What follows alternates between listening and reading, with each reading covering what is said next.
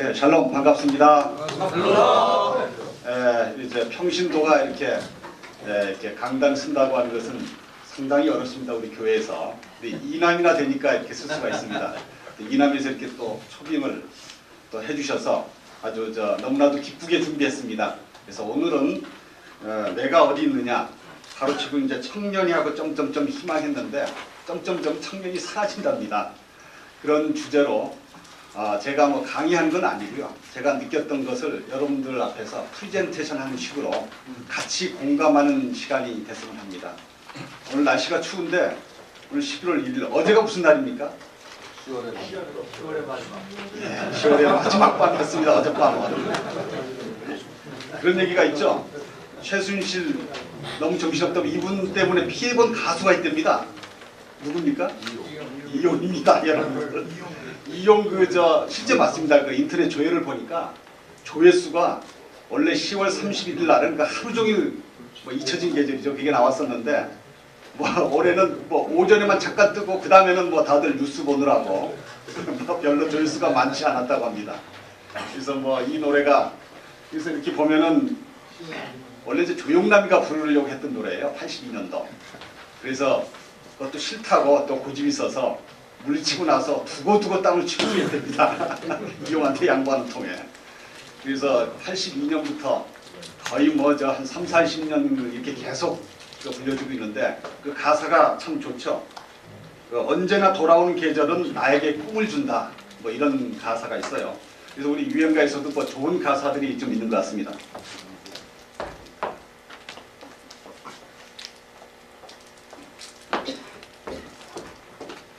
그래서 이제 좋은 가사 어떤 노래 가사가 하나 있어서 한번 같이 보려고 합니다.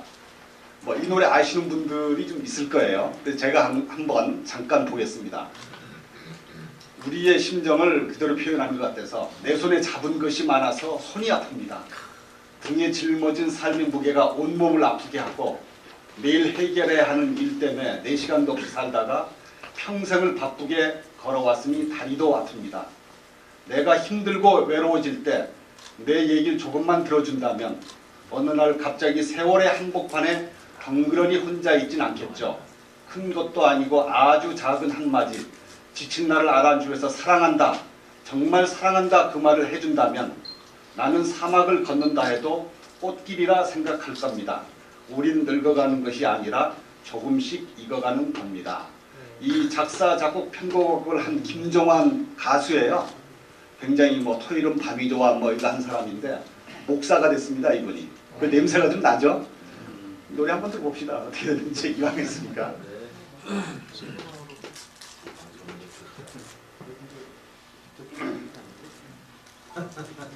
직접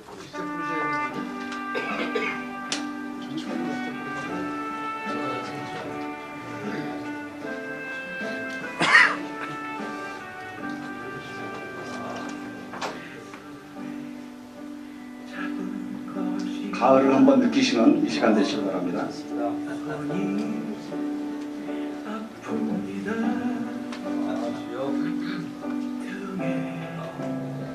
짊어진 삶의 무게가 온몸을 아프게 하고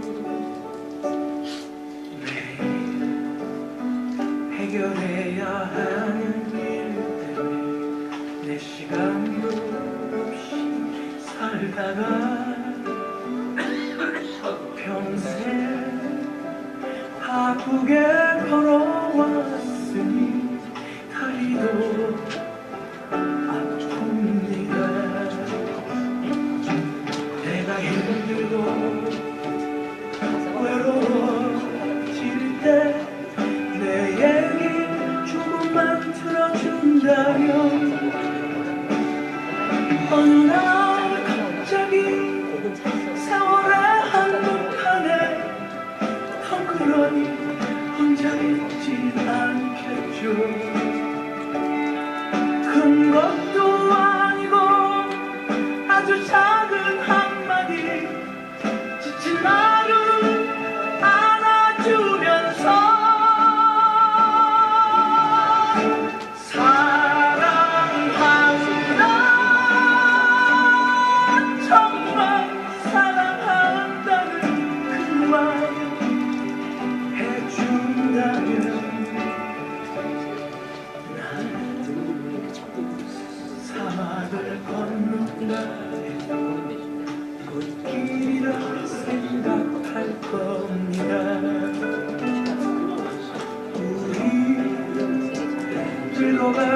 것이 아니라 조금씩 익어간 겁니다.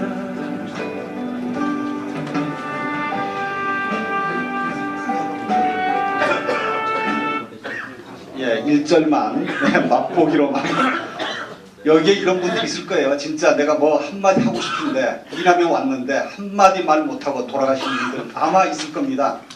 또 그렇게 또 경험했던 분들이 있어요. 옆에 계신 분들하고 사랑한다 말 한마디 하면서 오늘 옆에 사랑하는 분들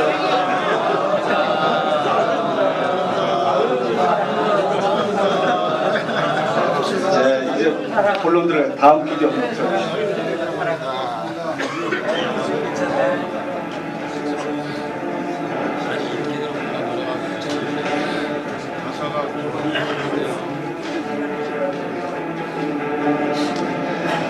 韓国にこれから急速に起きてる。あと10年ぐらいすると誰が見てもあこれはまずいねって分かると思います。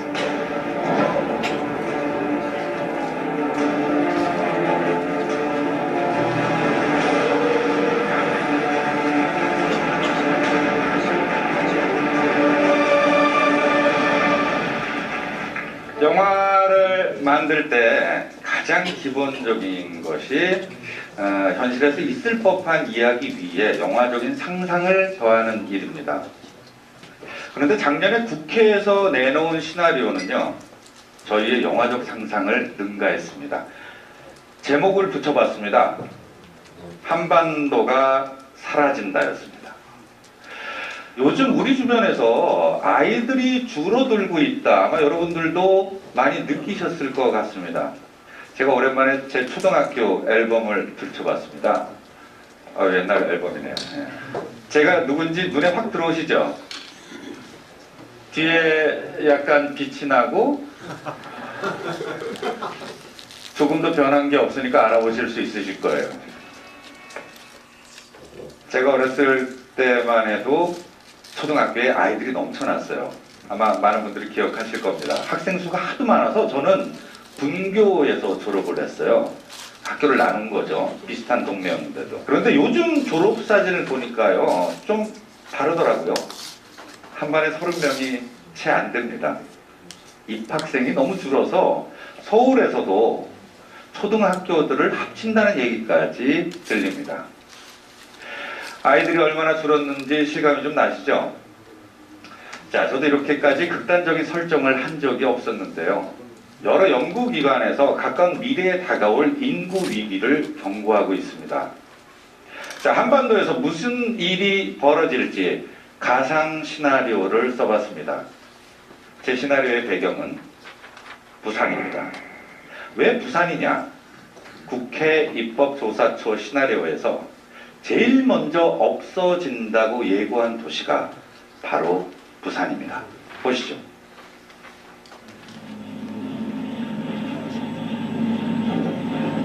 부산의 풍경이 달라지고 있습니다. 이 계단 옆에 설치가 된 게 뭔가 하고 싶으시죠? 이게 바로 노인들을 위한 모노레일입니다. 아무래도 여기는 노인층이 안 많습니까? 노인네들이 오고 내리는 불편함도 있고 또 겨울에 빙판길이 되니까 거동이 안 되는 뭐 그런 경우에 따라서 이걸 갖다가 아마 설치한 것 같습니다. 빈집이 늘어가는 부산의 삼봉마을. 아이들의 울음소리가 사라진 공간은 어르신들의 수다로 채워졌다. 이제 이 동네에 애들이 없어. 애들이 아가들이 없어. 아가들이 젊은 사람들이 그러니까 여기 있는데 저 임시지만 손지들 둘 있게 이 동네 진짜 없다. 애들도 다 컸어요. 없다. 늙어가는 대한민국 제2의 도시. 인구 변화의 신호는 곳곳에서 포착된다.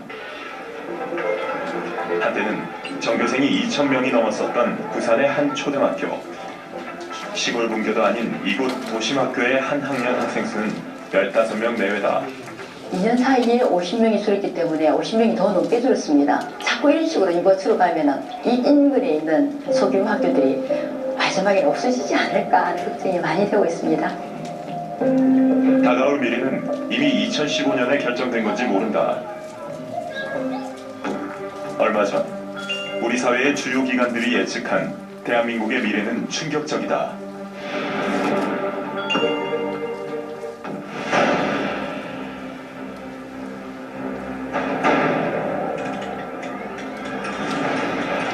누구도 이런 21세기를 생각지 않았다. 한때 5천만이 넘었던 인구는 반토막이 난다.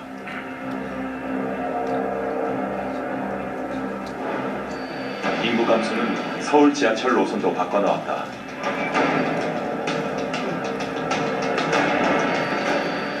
(2060년부터) 잠재 성장률은 0%에 머물러 있다. 국민연금은 바닥을 드러냈다. 국가 파산 위기 이후 세금과 공공요금은 날로 치솟고 있다.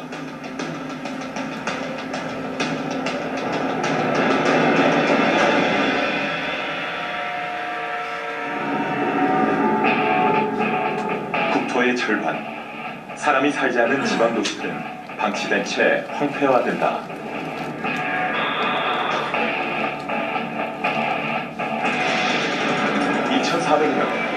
부산에선 탈출 행렬이 일어난다. 이들은 도시 기능이 남아있을 경기권으로 이주한다. 2413년 텅 빈 도시의 마지막 아기 울음소리만 들린다. 부산 성장을 상징하던 영도다리는 흉물로 변한다.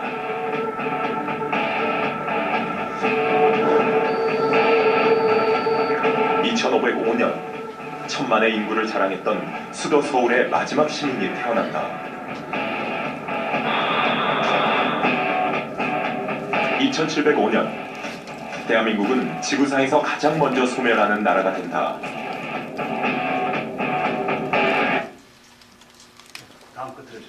다음은 이제 청년들 숫자는 어떻게 되는가 한번 보겠습니다.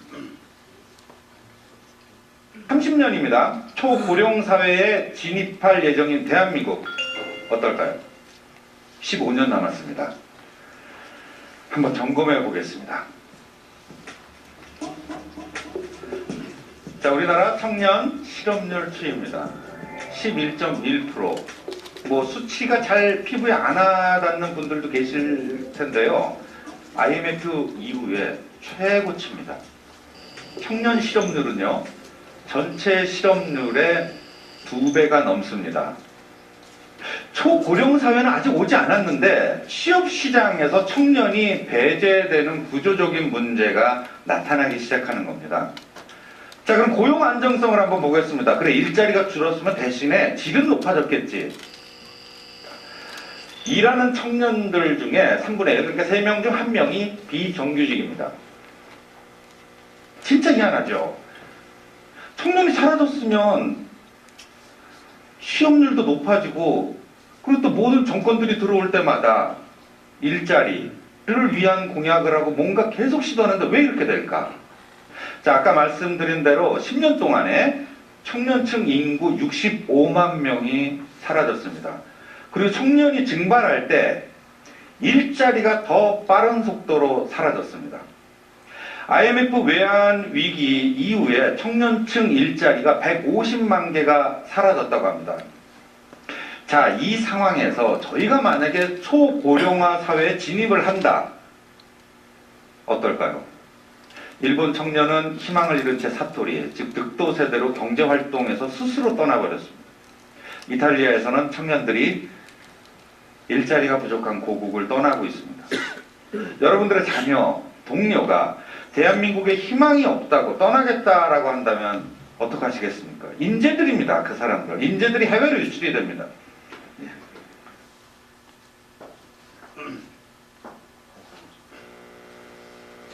예, 그걸 좀 요약을 해서 말씀을 드리겠습니다. 예, 옥스퍼드에서 제일 먼저 사라질 나라는 하고 얘기했어요. 대한민국.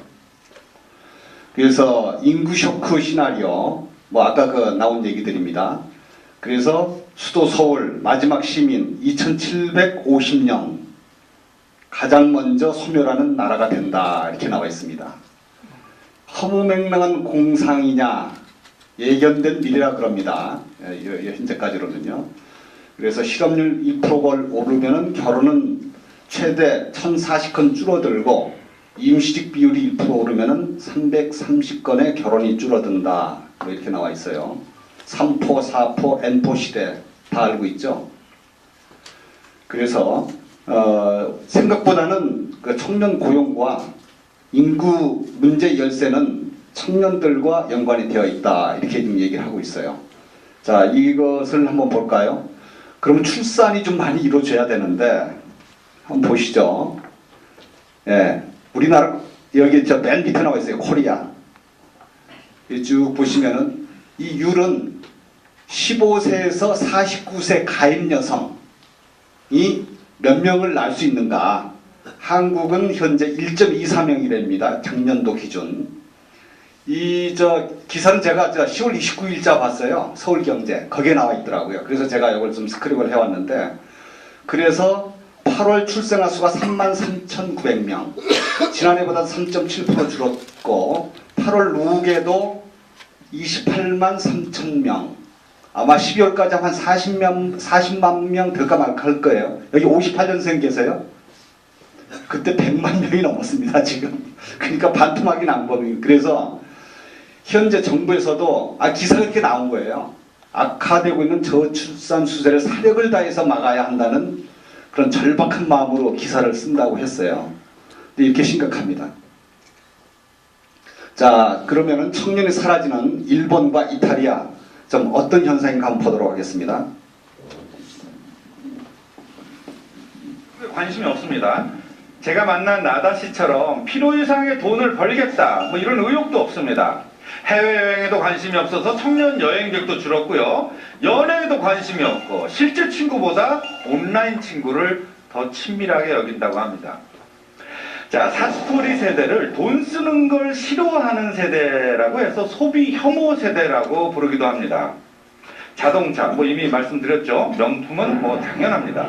젊은이들이 열광하는 뭐 흔히 얘기하는 게임기, 스포츠 용품 이런 것도 사는 사람이 줄어들었습니다. 그만큼 그쪽 산업이 죽어가겠죠. 청년이 돈을 벌지도 쓰지도 않으면서 일본 내수가 큰 타격을 입은 겁니다.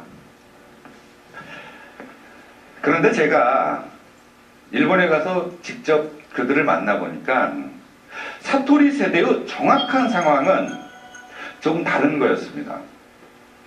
지난 시간에 소개해드린 대로 불황이 20년 동안 지속되면서 일본 젊은이들이 3분의 1이 줄어버렸습니다. 그와 동시에 일자리가 나빠졌습니다. 비정규직, 일용직만 늘었고 청년층의 수입이 줄었습니다. 소비에 관심이 없는 게 아니고 그런 걸 살 돈이 없는 겁니다.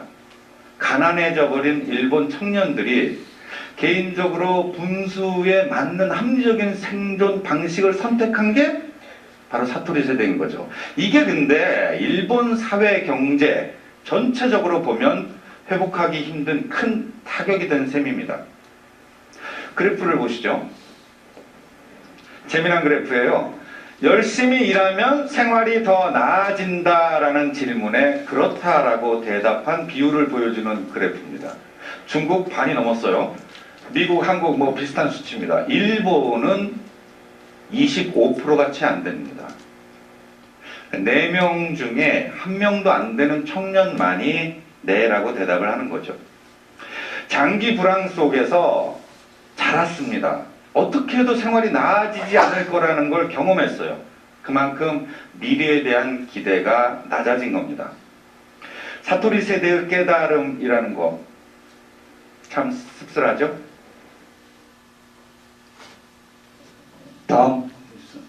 다음은 이탈리아도 비슷한 건데요. 하나 더 있습니다.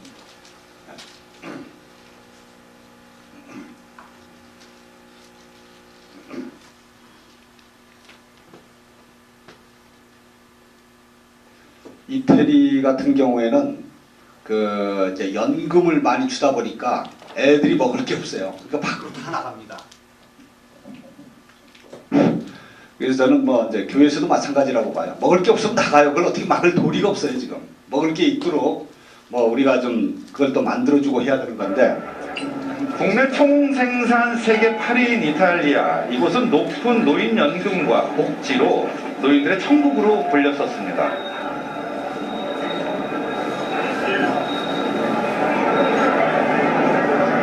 이탈리아 인구 5명 중 1명은 노인이다. 이미 2008년 초고령 사회에 진입했다. 고령화는 청년들의 삶을 어떻게 바꿔놓았을까? 약학대학에 다니는 에리카를 만나봤다. 35살이 됐지만 졸업을 미룬 채 아직 일자리를 찾는 중이다. La maggior parte di questi lavori bisogna avere esperienza, altrimenti non ti possono assumere. E pensi, ma come faccio a guadagnare, come faccio a farmi esperienza se nessuno mi dà l'opportunità? 청년들이 일할 기회는 쉽게 허락되지 않는다. 20대에 독립을 했던 에리카는 생활비가 없어 다시 부모님의 집으로 돌아왔다.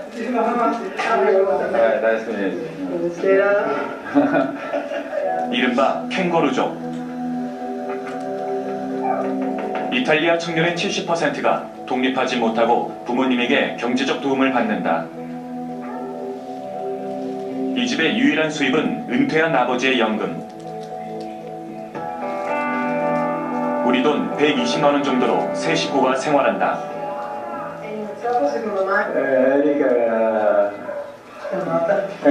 Sì, affermata con la sua laurea e con posto di lavoro. Non è che hai soldi da dire o soldi da parte per dire beh, ci dobbiamo aiutare io e lui con la tua speranza, se tu mia figlia darci una mano perché con la pensione di mio marito, quella che andrò io se ci andrò. 에리카는 올해 이탈리아를 떠날 계획이다. 해외 취업에 마지막 기대를 걸고 있다. 그래도 좀 섭섭하시고 좀 걱정되시기도 하고 그러시겠어요. Cioè appunto la preoccupazione più grande è per mia figlia logicamente perché come ogni genitore la vorrebbe vedere sistemato per almeno dire beh ce n'ha per lei, ecco, si prende il suo stipendio e si arrangia e invece così se sempre fuori gola ci fanno, nel senso è logico se non trovo lavoro dice beh provo all'estero e cosa gli dici no? Se qua non c'è niente non posso neanche fermarla. 늘 성실하고 똑똑했던 딸. 부모는 현실이 원망스럽다.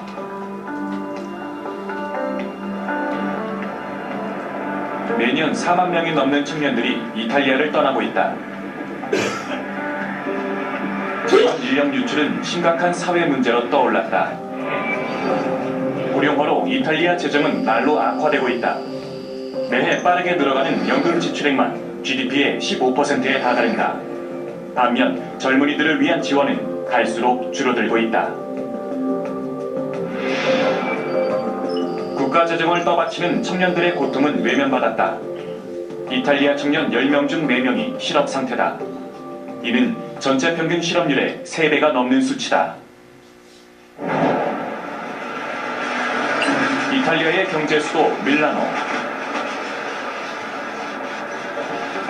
이른 아침 음식을 배급받으려는 사람들이 길게 줄을 늘어섰다. 이곳은 원래 극빈층을 위한 무료 급식소였지만 찾는 사람들이 많아지면서 배급을 늘리고 있다.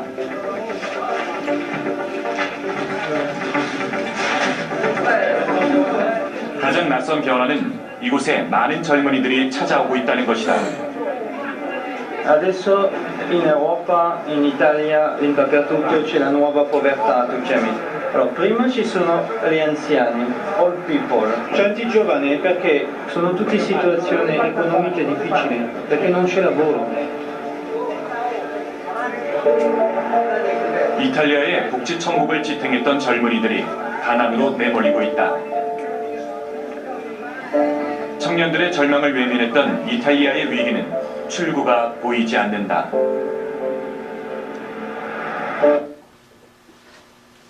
예. 자, 그러면 우리나라는 좀 어떤가 보겠습니다. 제가 그 매일경제신문을 구독하고 있는데요. 그 9월 19일 날부터 연재를 하고 있더라고요. 한국 B급 국가 바이러스에 걸리다.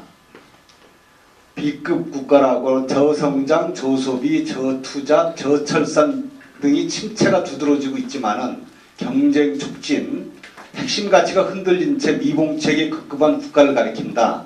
흥행을 기대할 수 없는 B급 영화와 닮았다. 그래가지고 B급.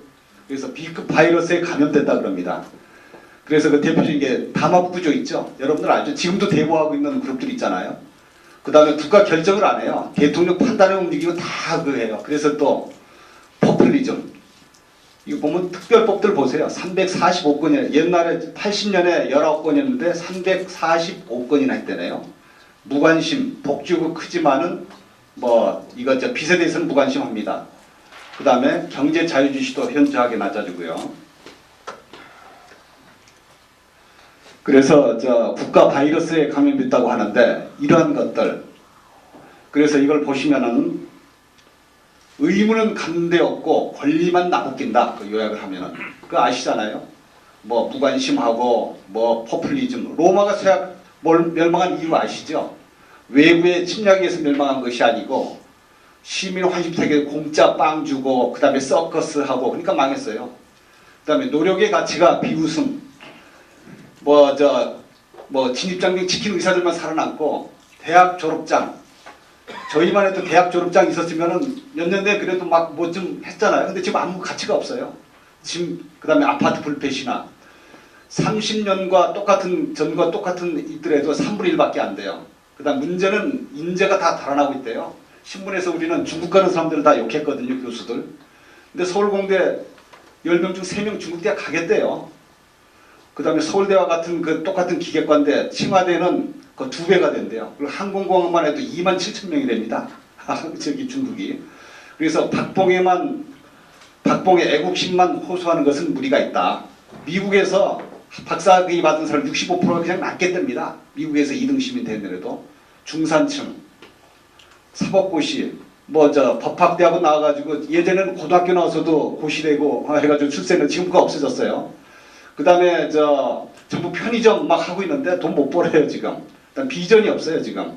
계속 굴뚝상만 고집하고 있고 이러한 것들이 좀 국가의 위기라 그러네요. 자, 그러면 우리 한국 교회 한번 보겠습니다.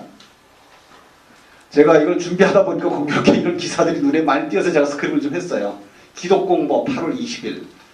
기독공보 알죠? 우리 교회 대한예수교 장로회 총회. 거기 이제 교인 수가 제일 많을 때가 285만 명이었답니다. 근데 2013년하고 2015년 초니까 1년 사이에 2만 명이 줄어들었어요. 1년 새 성도. 우리 교회만한 그 성도 수가 줄어들면 어디로 갔냐 이거죠.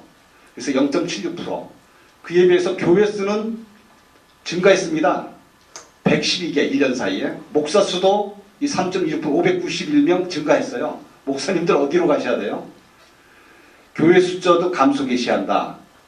또 지금 근데 이제 장로, 재직, 세례교인들은 증가하겠죠. 계속들 올라가다 보니까. 근데 여기에 보면 여기도 또